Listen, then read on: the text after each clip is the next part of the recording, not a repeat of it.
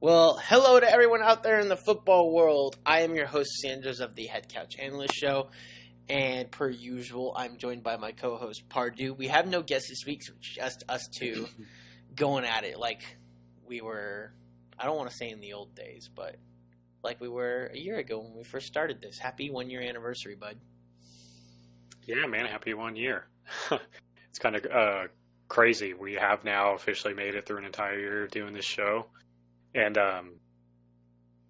getting back to the roots a little bit, kind of breaking down all the teams and going from there. It's the start of it's been the start of a new offseason, but now the news is starting to, break every single day, and it's been interesting so far. Yeah, we've got the start of the offseason, which means we're going to be doing our breaking down of our divisions and what we think of the team's needs and what's going to be going on with them moving forward. So we decided to pick the NFC South this week. Kind of like last year, we picked the AFC West first, and I think we did that because they were the Super Bowl winner. So I figured, you know what, let's do the NFC South because that was the Super Bowl winner this year, right? We got the Tampa Bay Buccaneers in that division. So that's what we're rolling with. That's what we're going with. When we were talking about this, because things are so vague with the salary cap being so low and surprise players getting cut like Mitchell Schwartz and Eric Fisher today, that happened with Kansas City, we anticipate that more of that's going to happen from other teams just across the board. Robert Alford got cut from the Cardinals. We already knew Mark Ingram was getting cut from the Ravens, who just signed with Houston today. Mark Ingram did sign with Houston. But, there's going to be these players who just get cut or are left to,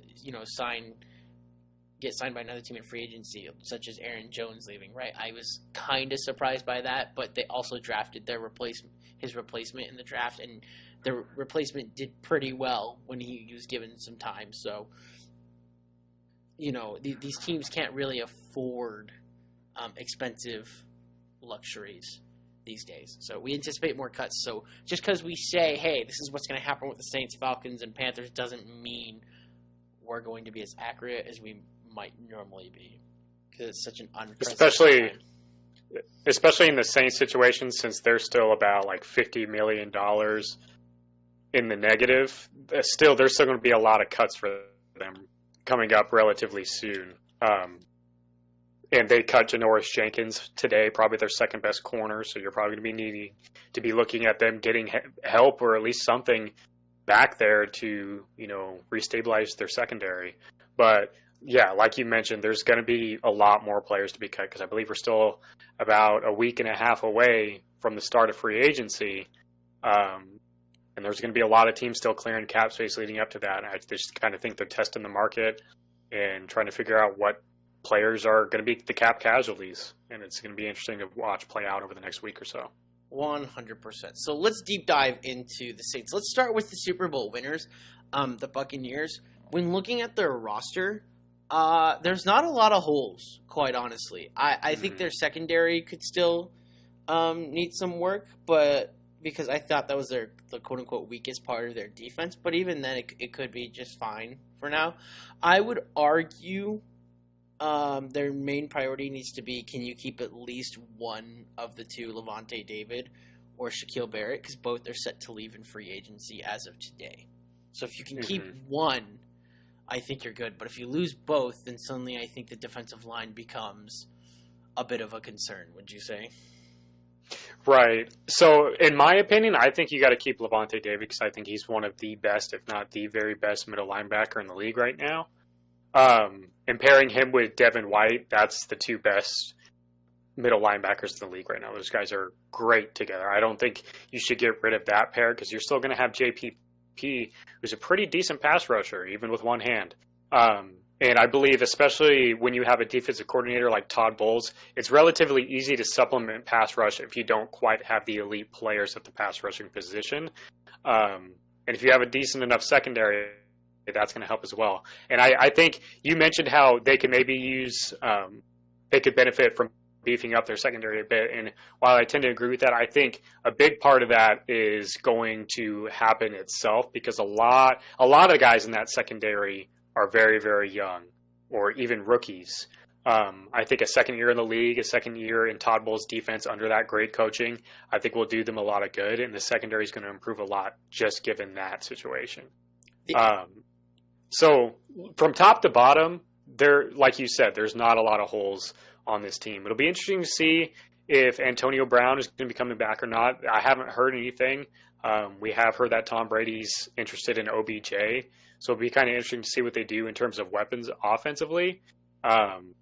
They did franchise tag Chris Godwin recently as well before the franchise tag deadline. And it'll be interesting to see if they actually bring him back or not, because it is an expensive tag. And if Tom Brady is really actually interested in OBJ, I mean, Chris Godwin could be used as a trade piece in that trade to get OBJ and send Godwin to Cleveland, which I think would be interesting as well. I don't expect that to happen. Just kind of, wishful thinking here. I think that'd be a cool trade. But what are your thoughts of their offense and what any additions they need to be making there? I feel like, yeah, you're probably right there because Leonard Fournette is a free agent I wouldn't be surprised if Fournette comes back there on a cheap deal. And then I also think Rojo's pretty good too. I think I'm pretty sure he's still under contract, but health has been an issue with him this year and in the past. So you're probably right there. I wouldn't be surprised if, since they're drafting so late in the first round, if they're looking at running back in that situation, maybe a guy like a Najee Harris or something like that. I feel like that'd be a great fit for Bruce Arians. And then offensively, in terms of the offensive line, I feel like overall they're pretty set. I mean, they drafted Tristan Wirfs in the last draft, and which worked out so well. Yeah. Turns out he's a top 3 left tackle in the league already.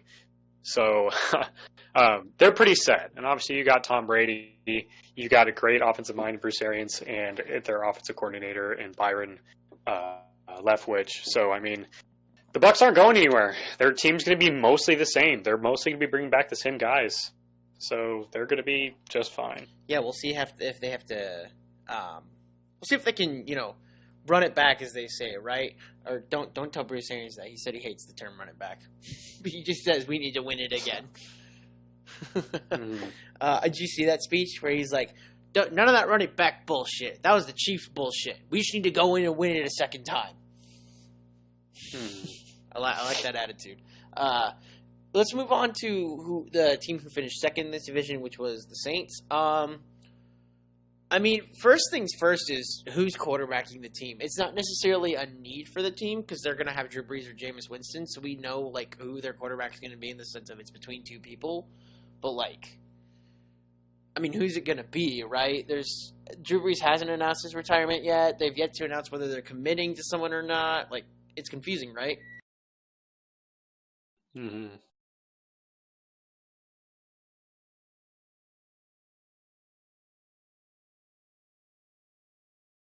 I honestly thought you were going to have more to say than that. My bad.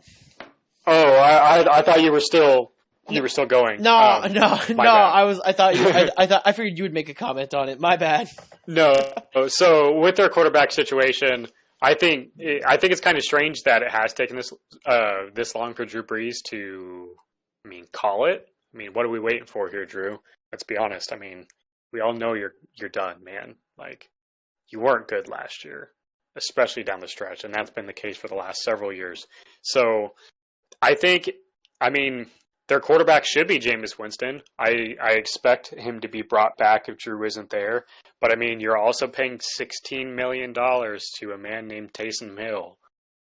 And you can't really get off that contract either. That was a really, really terrible contract for the Saints. And to be $54 million or $55 million or whatever it was, still, in under the cap, or over the cap, I should say.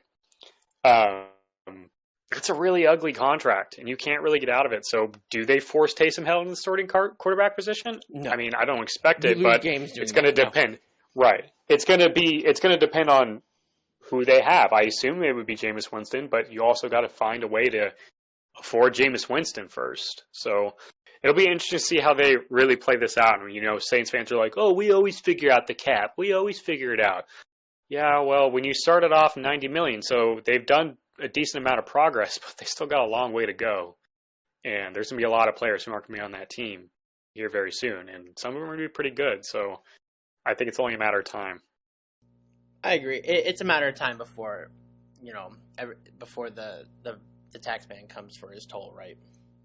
Mm-hmm. It was going to happen eventually. Like, when you keep kicking the can down the road, the can's going to keep showing up, right? And it's going to get more and more annoying as it shows up. So, eventually, this all-in strategy on a Super Bowl for Drew Brees was going to,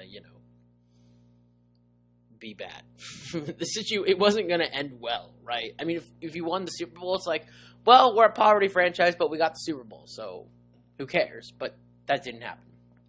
So, and it kind of sucks that they lost the way they lost, because they lost to a team that they beat twice in the offseason, and then that same team won the Super Bowl. That doesn't feel good at all. As for their needs outside of quarterback, we were discussing this. Probably defense and wide receiver. Like, possibly just defense overall. Like, their line is fine. But the middle of the field to the back end of the field, there's some big question marks around it, especially with the Malcolm Jenkins cut.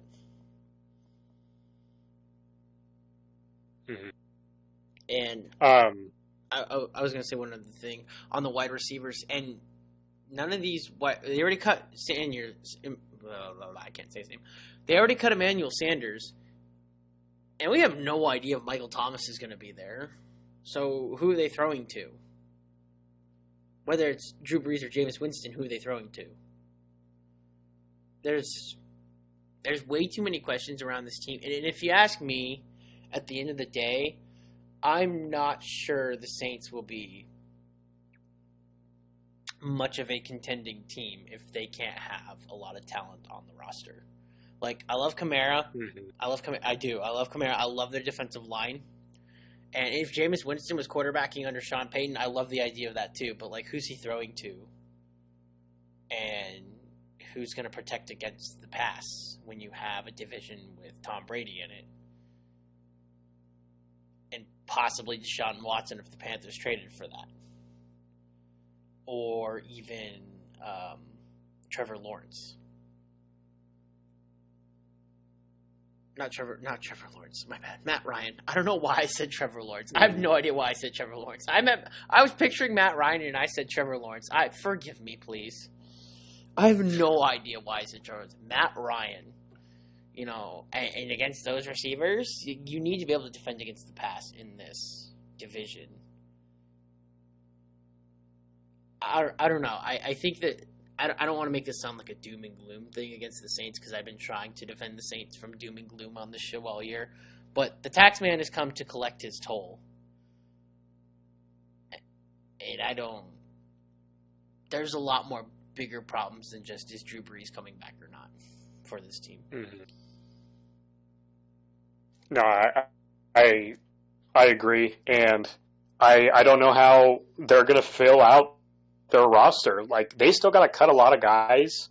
And I think Saints fans have been bragging about how their GM's so good at managing the cap. And you know what? Yeah, he's done a great job for the last several years doing it. But now it's finally caught up to you. And I don't think all the Saints fans have realized that yet. No, it's finally caught up to you. Like, you guys are... Like, I honestly think the Saints fans need to start preparing themselves for poverty. They might be relevant for the next year or two, but all this money is going to come back around, and you're going to be on these contracts and not be able to build the important parts of your roster for the next couple years. So, I don't know, man. I just don't think it's looking all that good for the Saints and their future with the way they set up their cap over the last several years. Yeah, I'm with you. So, overall... let's see if they can address the secondary and wide receiver position with little to no resources. I mean, if they can, hey, props to them. I just don't know how they'll do it. You know what? I took kind of the first two rounds on the Buccaneers and the Saints. Do you want to take either the Falcons or the Panthers? Is there one you want to go to first? Yeah, I'll take the Panthers, and I guess we'll start it first with the quarterback situation. Now, don't get me wrong. We all love Teddy Bridgewater. We all think he's a great guy. Came back from a lot with that big injury was questioning if his career was going to be over after that. With that being said, he's not the guy for this team. I think he's a great guy. I think he'd be a great backup somewhere else, but he's not meant to be a starting quarterback. When you got Curtis Samuel, Robbie Anderson,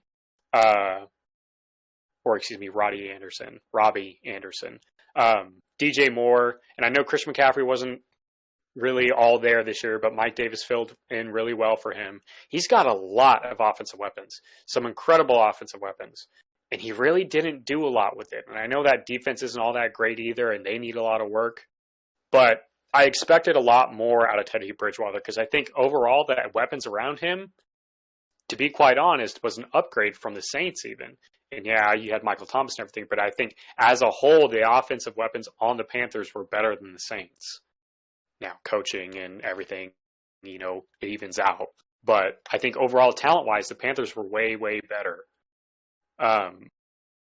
So, I don't know. I think they got to move on from Teddy B, of course, and then move on to a different quarterback. And now, there's a lot of quarterbacks that are up in free agency. There's lots of quarterbacks that are available to trade. But when you're drafting at number 6, now there's quite a few really, really good quarterback prospects. So you still might be able to get your favorite one there, but you're not getting Lawrence. You're probably not going to get Fields. You might not even get Zach Wilson there. Right. Because honestly, I think Zach Wilson's arguably, I wouldn't call him number 1, but he's pretty firmly number 2 on mine, and he would be number 1 in last year's draft to me. Maybe not over Joe Burrow. I was listening to the Rich Eisen show yesterday, and I heard this, and I thought it was interesting. They said, for this year's quarterbacks, there's a talented group of quarterbacks this year, right? But the person said, now understand this. There's Trevor Lawrence, and then there's a gap. And then there's Zach Wilson, and then there's a gap. Mm-hmm. And then there's everybody else. And when I heard that, I was like, when did we get high on Zach Wilson? Like, I've been hearing about him for like 3 months now, but why didn't I hear about him over the college season? Like, I don't understand why I wasn't hearing about him till like January. I feel like if you follow the draft, is it just because he was a BYU quarterback? Yeah, I think that's part of it. It's a very small school, small conference, et cetera, et cetera. Nobody really gives a shit about BYU, so that's part of it. Another part of it is they're on the West Coast, so almost all West Coast college football teams don't really get a lot of national exposure because for whatever reason, the Pac-12 and all the teams on the West Coast like to play their games at 8, 10 o'clock at night, local time in Arizona, meaning on the East Coast, it's 11, midnight, 1 o'clock in the morning when these games are ending. So nobody's really watching that. And guess where the majority of this country and big media in terms of football lives? On the East fucking Coast. So these guys aren't getting all the exposure. Right. So that's a big reason why Zach Wilson didn't get as much as the exposure. Now, with that being said, I feel like if you're on draft Twitter, let's call that what it is, you heard a lot about Zach Wilson. Now, I know you're not as big into the draft as I am, and even then, I'm not as big into the draft as a lot of other people are. I just know a lot about prospects because I do like to study them, and I like to see the other work that people put into really, really studying them. I keep an eye on draft picks. I don't really follow college football. I follow college players, and Zach Wilson was one that I was always pretty excited about, so that's why I've always kind of talked him up. But I'm not shocked that this is the first time you're hearing about it because that is why, is because West Coast college teams don't get quite as much exposure. That's why nobody's heard of Jaden Daniels. He's one of the best quarterbacks in college. He will be this coming year. I've heard that name before. Well, of course, because you live in Arizona. Because I live in Arizona. Right. I remember you were really hyping him up last year. Yeah, and then COVID kind of ruined college football, especially in the Pac-12 this last year, so it just didn't even matter. I didn't even bother watching. Heard he was good, though. Yeah. COVID ruined a lot of things, my guy. Yeah. So, I mean, as for Carolina's quarterback situation, I don't want to sound like the media, but I'm going to sound like the media. I truly believe their best option would be straight up just grab Deshaun Watson. This team is so close to being playoff contenders. Straight up. I think this team is much closer than a lot of people give them credit for. And there was a lot of times watching Carolina where I'm like, this team is so exciting. Like, why aren't they winning? And most of the time it was like, oh, their quarterback holds back their offense. And their offense is really cool. And just imagine if the guy who unleashed Joe Burrow like has Deshaun Watson. I mean, it's enticing to think about. I really like the idea of Joe Brady having his hands on Deshaun Watson. I think it's a near perfect fit. And Deshaun Watson would be coming into a division at the right time, I think. Falcons have no identity as of right now.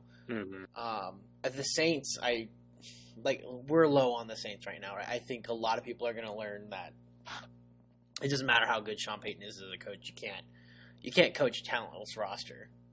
Right, you can, but you'll go like 5-11, 6-10, like Brian Flores did 2 years ago. And then there's the Bucs. Like the Bucs are the only ones in the way, right? But it's really hard to repeat. And Tom Brady's not getting any older. Now, I'm never gonna say Tom Brady's too old. Never. I'm never saying that ever again, right? But I mean, despite the fact I truly believe maybe Father Time just never will beat Tom Brady, there's going to be a piece of me that if Father Time finally does claim Tom Brady, I'll be like, well, yeah, he's fucking 44. Or, yeah, he's 45. No shit, this was going to happen. Right? Like, if it happens, it's kind of a, well, no shit, yeah, it's about time. It's not a, oh, man, this happened to Manning, or, oh, shoot, it suddenly happened to Roethlisberger. Oh, man, this happened to Drew Brees. No, it'll be like, yeah, dude, Tom Brady, like, it was your time. Like, come on, man. So, and who knows if that time will ever come for him. But either way, like, your only real competition is the Bucs. And if you, as the Panthers, come out swinging, hey, why not? And they're, like I said, the roster is good. It's not great. It's good. So, I like them just solving their quarterback situation by just throwing a franchise guy who you know what you're getting.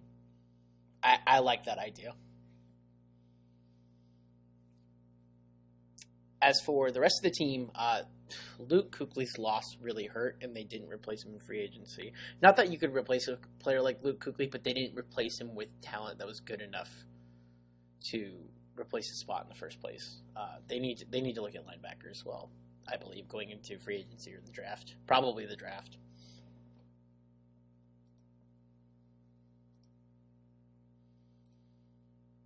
I think that's all I got in Carolina.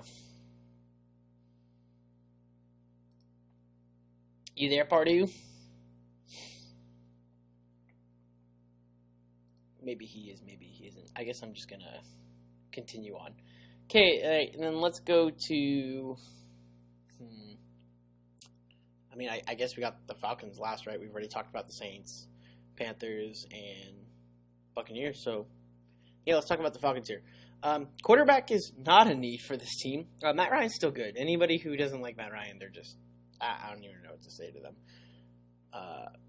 But quite honestly with you, their offense is almost completely fine. Their offensive line isn't bad. Their wide receivers are totally fine. They have Hayden Hurst at tight end. Matt Ryan's still slinging the ball. They honestly just need a running back. I mean, Todd Gurley's gone. You know, Devonta Freeman no longer exists in that realm. It's arguable that, you know, you need more than Ito Smith. So I would argue that you need to draft a running back.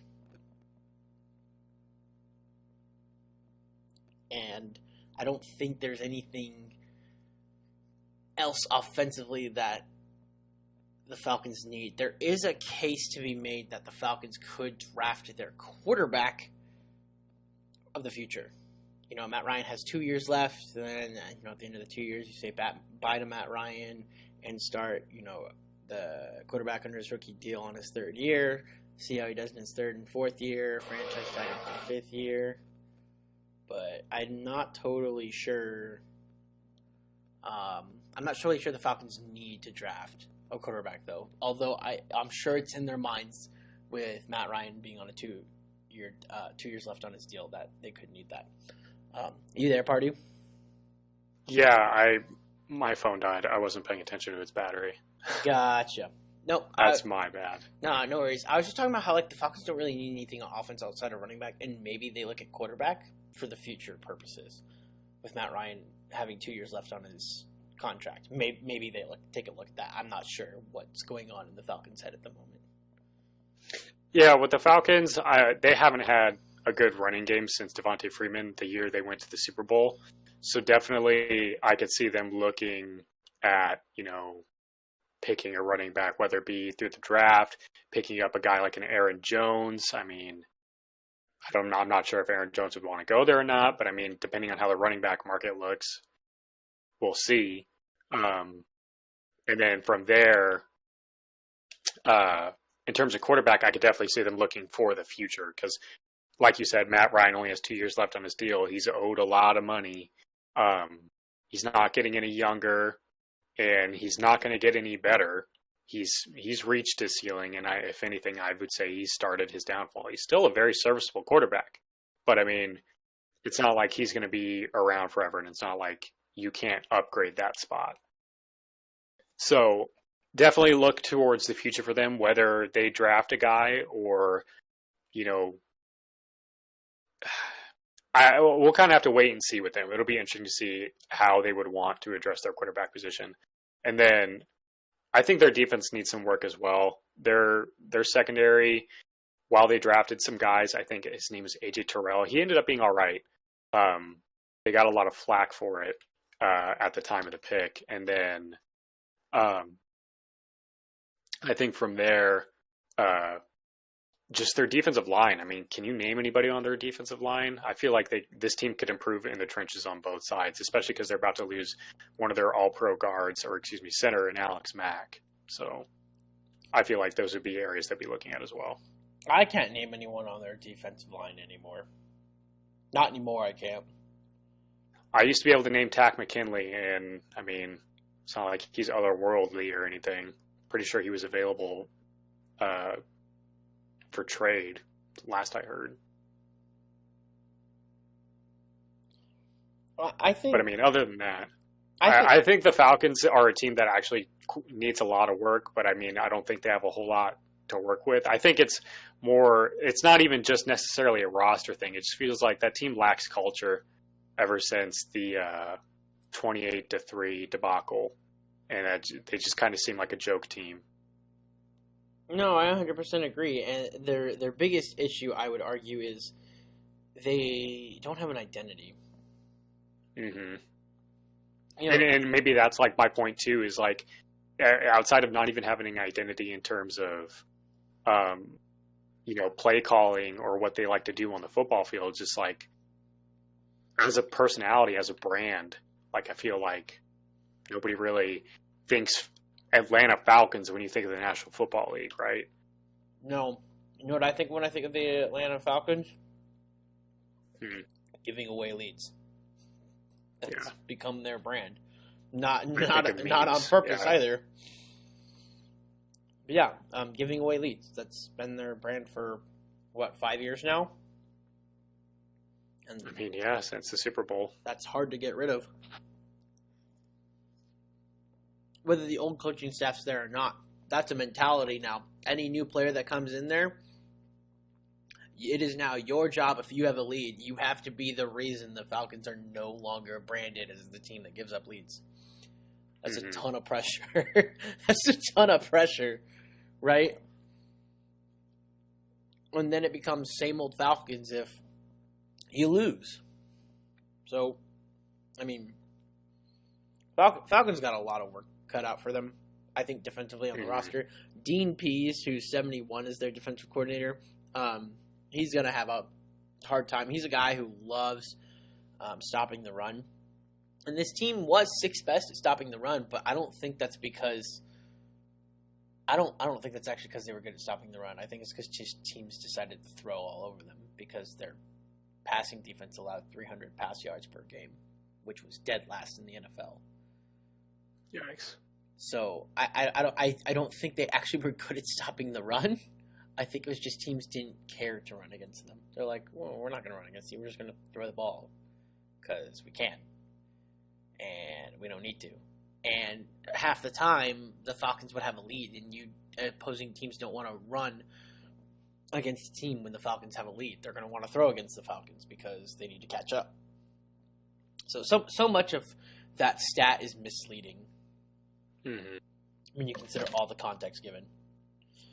So, man, that wraps it up for the NFC South. That was a lot faster than I thought it was going to be. Yeah, it was pretty quick.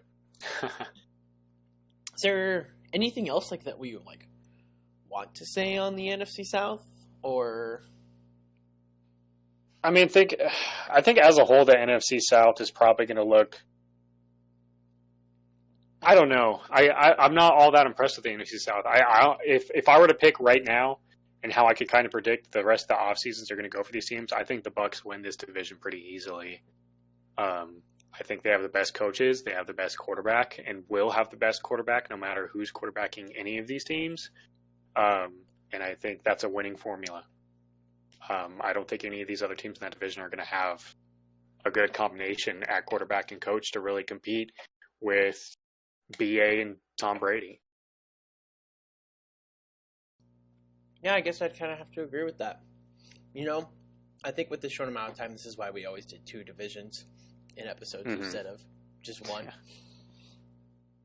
No, I definitely was excited to talk about the NFC South, and then as we were talking about it, I was like, wait, there's not a ton to actually say about the NFC South.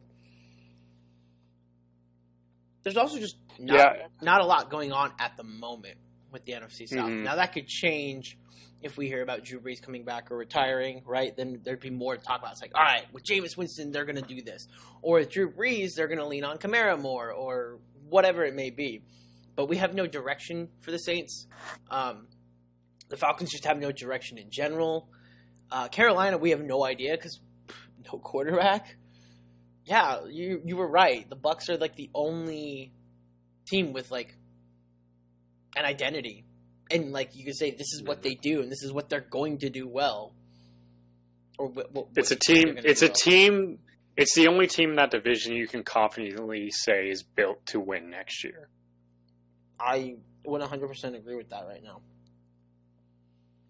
Because the Saints can be. I believe the Saints can be. It's just going to depend the Saints on what roster is still good, right? There's still going to be good players on that roster no matter what. It's just going to be what are the other good players you're giving up. The roster itself looks great right now, but they're probably still going to have to cut, 4, 5, 6 good players to get it where they need to. And then they have to build a roster after that. So it's going to look very, very different. So I can't – still that's why I'm saying I can't confidently say. Now, if they fill out the roster decently and they got a decent enough quarterback, if Jameis Winston is their quarterback, I think he could succeed in that offense. But even then, it's probably a 10-win ceiling, and that's a high ceiling. So I don't know. It's kind of hard to view that division. And then going from there, I don't see the Saints being a powerhouse. They spent all those years pushing it back, taking one more year at a shot or a run, and now it's finally kicking your ass, and you're going to be a seller team for a little bit. That's what I see for the Saints. That's what I see for them too. Real quickly, because this episode's only going to be 29 minutes. Do you want to try and talk about the NFC North? I don't have a lot to say on the NFC North either, but there are some specific things I have about teams, or we can save it for later. I say just so we're more prepared, let's save it for later, and then we can do 3 divisions next week, and then we'll probably we'll kind of go forward from there and figure out how we want to do it going forward. Sounds good to me. So we got a short episode this week. Wasn't the intention, but now I remember why we did 2 divisions instead of 1, because I was thinking to myself, why did we do 2? Maybe it's just because we were inexperienced, we didn't know what to say. Well, here we are. Because it doesn't take a lot of time to cover every single team. It takes 7 to 8 minutes. So that's pretty much our coverage on the NFC South. Outside of any unknown quarterbacking news happening, specifically with the Panthers or Saints, I would say what we said is probably going to be accurate moving forward. Saints have the tax man coming in to take his pay. The Falcons don't have an identity. The Panthers are a quarterback away, and we'll see what quarterback they get. And, well, the Buccaneers are the reigning Super Bowl champions, so they're the ones to beat, and they got the target on their back. And good old Tom Brady's on the team, so who the hell knows, if he'll ever fall off or not. I'm thoroughly convinced that we will never see the day that Tom Brady actually falls off. He's just going to retire one day and still be decent. Maybe not amazing, but decent. I don't know. The dude takes such good care of his body. And the thing is, he's never been a strong-armed quarterback.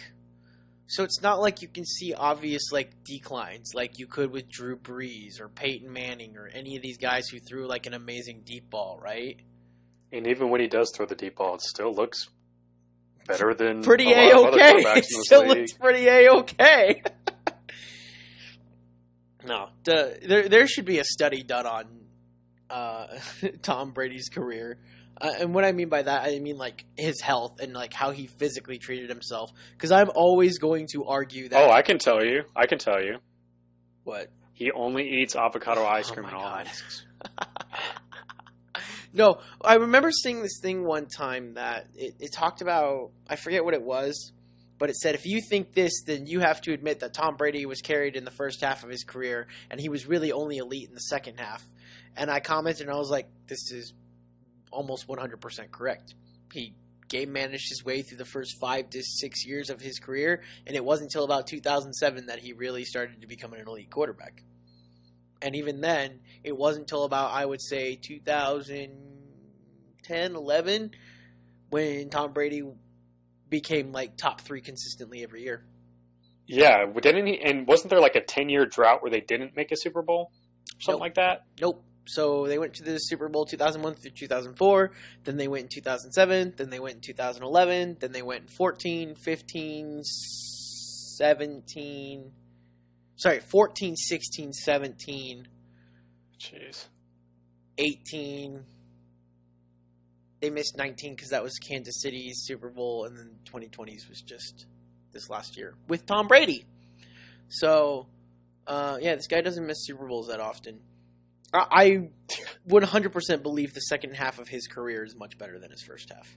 Oh, no, I agree. So, yeah. I mean, he's basically had 2 or 3 whole careers in one in terms of accomplishments. Yeah, you could probably separate his entire career into 3 parts? The first 7 years, the second 7 years, and the last 7 years? Basically, yeah. Yeah, the dude's had 3 separate NFL careers. He's had the game manager stage of his career, the elite quarterback stage of his career, and then the seasoned veteran stage of his career. Yeah. What a life, man.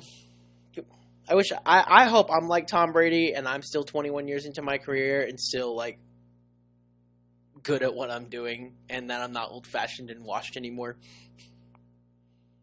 I would certainly hope that would happen for me. Anyways, this isn't a Tom Brady show. We're going to sign off. You got anything else? No, I'm good. Alrighty, so that was the NFC South. We'll see if anything changes, and of course, we'll update you on news on our Twitter account, which you should follow at HC Analyst. We're going to start tweeting on that one more often now. Be aware, I'm going to be making a salary cap video explaining how salary cap works, because I think a lot of people don't fully understand salary cap. So I'm going to be explaining how signing bonuses work, how extensions work, why extensions, push money down, what happens with that money, why certain contracts work the way they work with wide receivers, tackles, quarterbacks, et cetera, et cetera, et cetera. I've seen way too many people say, well, the cap is fake, so whatever. No. It's not fake. It's just these GMs are really good at their job. That's what it is.